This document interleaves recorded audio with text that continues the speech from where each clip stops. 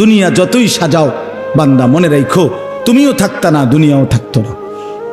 তুমিও যেমন মৃত্যু হবে এই কায়নাতেরও মৃত্যু হবে। এই দুনিয়ার প্রত্যেক মানুষের মৃত্যু হলে সেটারে মৌত বলে, আর একদিন গোটা সৃষ্টি জগতের মৃত্যু হবে সেটারে কিয়ামত বলে। সেটারে কিয়ামত বলে। কেউ থাকবে না, আল্লাহ কথাটা বারবার মনে করাইছে। তোমার যেমন মৃত্যু হবে সৃষ্টি জগতেরও মৃত্যু হবে। ইজাস সামাউন ফাতারাত ওয়া ইদাল কাওয়াকিবুন তাসারাত।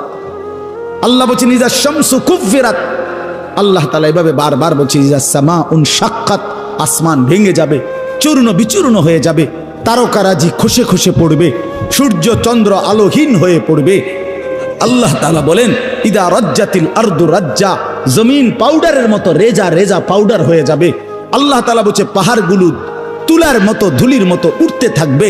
আল্লাহ বলছে বান্দা একদিন আমি গোটা কায়নাত আমি শেষ করে দেব, আমার সংসার আমি গুছায় ফেলবো।